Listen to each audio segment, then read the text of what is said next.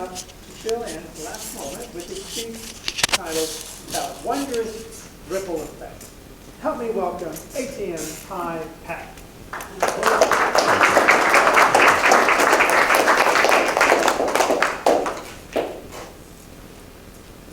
How many of us in this room at this very moment have seen the ripple effect on people that we impact? Show of hands, have you influenced other people? Fellow Toastmasters and guests, we influence people that don't even acknowledge it. They watch us from afar.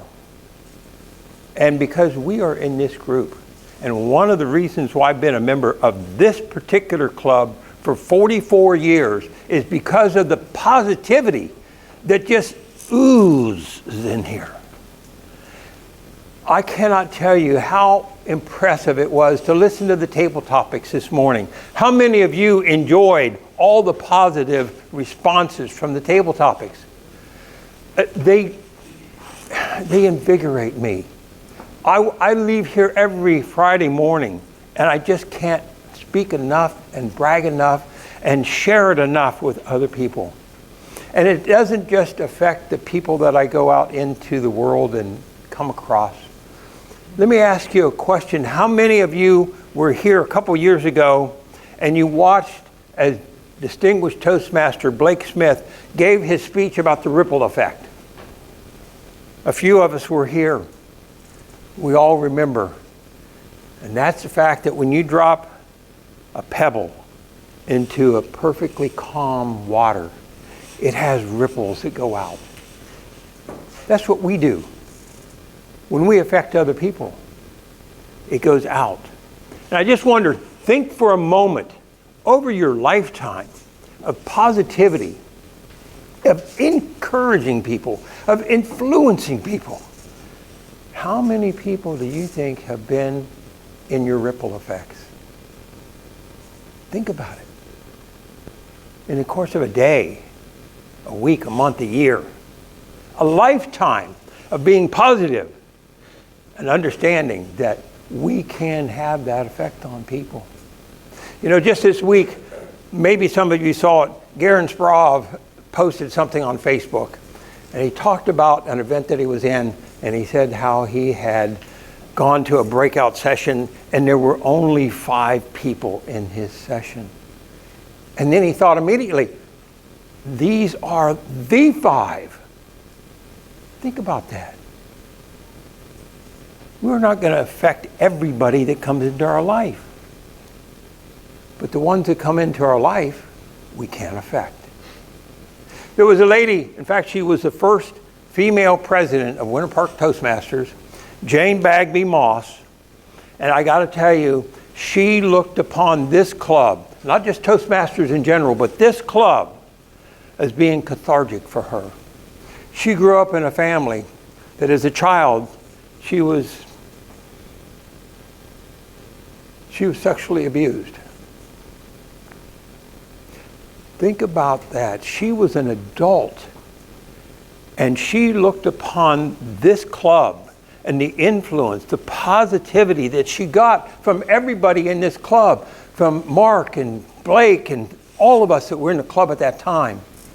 It wasn't just one person. It was a compilation of all of us. Some of us just planted the seed. Others of us watered and nurtured that seed. And Jane Bagby Moss went on to write a book and have it published. It was called Wallflower No More. And in there she talked about her horrific childhood and how she had overcome that. And she gave a huge amount of credit to the Winter Park Toastmasters. Much as what Jay Shaw did this morning, talking about the people who have impacted his life in this club. Now, are there people outside of this club that can? Yeah, and they do. But there's not such a great abundance of positivity as what we get here. Just the mere fact that the Toastmasters in this club that have been here for a while permit me to come back week after week and put up with me. Wow, that's remarkable, because there's some people that see me coming and go,